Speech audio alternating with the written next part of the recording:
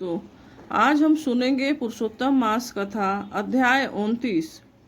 एक समय देवर्षि नारद जी ने भगवान श्री हरि से पूछा, हे प्रभु, पुरुषोत्तम मास की महिमा तो अनंत है, किंतु कृपा करके ऐसा प्रसंग सुनाइए जिससे मनुष्यों को भक्ति, सेवा और धर्म का महत्व समझ में आ जाए। भगवान श्री हरि मुस्कुराए और बोले, हे नारद, ध्यान पूर्वक सुनो।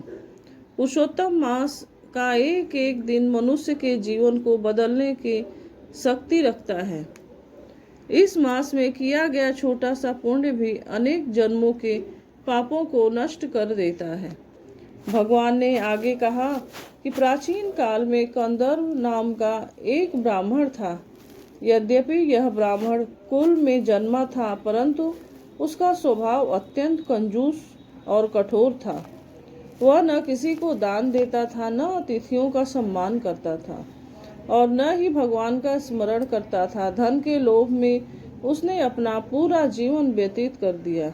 जब उसका अंत समय आया तब उसे अपने पापों का स्मरण हुआ, किंतु तब बहुत देर हो चुकी थी। मृत्यु के बाद उसे अपने कर्मों के अनुसार वानर की योनि प्राप्त हुई। वानर रूप में वह जंगल जंगल भटकता रहा और अनेक कष्ट सहता रहा। एक बार पुरुषोत्तम मास का समय आया। वह वानर एक पवित्र तीर्थ क्षेत्र के समीप रहने लगा।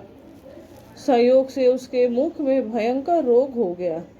रोग के कारण वह ठीक से भोजन नहीं कर पाता था। कई दिनों तक उसे उपवास करना पड़ा और फलों को तोड़ता परंतु खा नहीं पाता और उसे नीचे गिरा देता। जो फल नीचे गिरते उन्हें पक्षी, पशु और अन्य जीव खाकर अपनी भूख मिटाते थे। इस प्रकार अनजाने में उसे जीवों की सेवा होने लगी। वह तीर्थ के सरोवर में पास रहता था, जहाँ प्रतिदिन संत और भक्त भगवान का नाम स्मरण करते थे। उनके मुख से निकलता राम, कृष्ण, नारायण और पुरुषोत्तम नाम उसके कानों में पड़ता रहता था। धीरे धीरे पुरुषोत्तम मास के प्रभाव से उसके हृदय की मलिनता दूर होने लगी। यद्यपि वह वानर था, फिर भी भगवान की कृपा उस पर बरसने लगी। उसने धूप, वर्षा और शीत को सहन किया, भूख और प्यास के कष्ट भी झेले। यह सब तपस्या के समान था। मास समाप्त होने के कुछ समय बाद उस वानर की मृत्यु हो गई। जैसे ही उसने शरीर छोड़ा, आकाश से दिव्य विमान उतरा। भगवान विष्णु के पार्षद उस विमान में विराजमान थे। उन्होंने उस वानर को दिव्य स्वरूप प्रदान किया। अपने सुंदर और तेजस्वी रूप को देखकर वह आश्चर्यचकित हो गया। उसने विनम्रता से पूछा, हे देवदूतों, मैं तो एक पापी ब्राह्मण था और फिर वानर योनि में जन्मा। मैंने कोई विशेष साधना की फिर नहीं की, फिर मुझे यह दिव्य और शरीर स्वर्ग से भी श्रेष्ठ लोक की प्राप्ति कैसे हो रही है?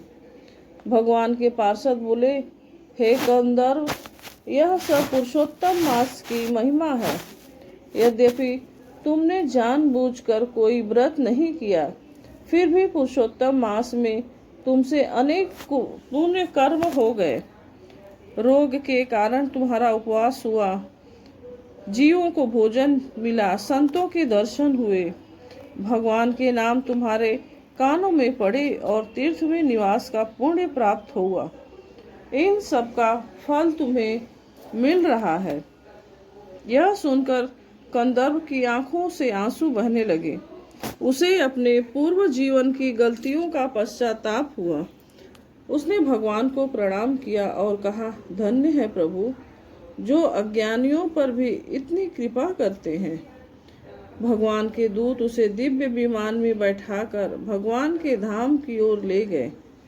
यह कथा सुनकर भगवान श्री हरि ने नारद जी से कहा, हे नारद, जो मनुष्य न श्रद्धा और भक्ति से पुरुषोत्तम मास का पालन करता है, उसे अनंत पुण्य प्राप्त होता है। जो इस मास में स्नान, दान, जप, तप, कथा श्रवण और भगवान का स्मरण करता है, उसके जन्म जन्मांतर के पाप नष्ट हो जाते हैं। भगवान ने आगे गृहस्थ धर्म का भी उपदेश दिया। उन्होंने कहा, गृहस्थ को सदैव सत्य बोलना चाहिए, माता पिता की सेवा करनी चाहिए, अतिथि का सम्मान करना चाहिए और अपनी शक्ति के अनुसार दान देना चाहिए। किसी को कष्ट नहीं देना चाहिए। जो व्यक्ति धर्म पूर्वक जीवन बिताता है वह संसार में सुख और अंत में परम गति प्राप्त करता है। भगवान ने यह भी कहा कि मनुष्य को कभी भी अहंकार नहीं करना चाहिए। धन, यश और पद सब नश्वर है, केवल भगवान का नाम और सत्कर्म ही मृत्यु के बाद साथ जाते हैं। नारद जी ने यह दिव्य उपदेश सुनकर भगवान को प्रणाम किया और बोले, हे प्रभु, आपकी यह कथा संसार के प्राणियों के लिए अत्यंत कल्याणकारी है। जो इसे श्रद्धा से सुनेगा उसका जीवन धन्य हो जाएगा। भगवान श्री हरि ने कहा, जो पुरुषोत्तम मास की कथा का श्रवण, पाठ या प्रचार करता है उस पर मेरी विशेष कृपा बनी रहती है। उसके घर में सुख, शांति और समृद्धि का वास होता है तथा अंत समय में उसे मेरे धाम की प्राप्ति होती है। इस प्रकार पुरुषोत्तम मास के अध्याय 29 में भगवान की असीम कृपा, पुरुषोत्तम मास की महिमा तथा गृहस्थ धर्म के महत्व का वर्णन किया गया है। यह अध्याय हमें सिखाता है कि भगवान केवल बड़े यज्ञ और तपस्या से ही प्रसन्न नहीं होते, बल्कि सच्चे भाव, दया, सेवा और भक्ति से भी प्रसन्न हो जाते हैं। पुरुषोत्तम मास में किया गया छोटा सा पुण्य भी जीवन को सफल बना देता है। दोस्तों, यह कथा अब यहीं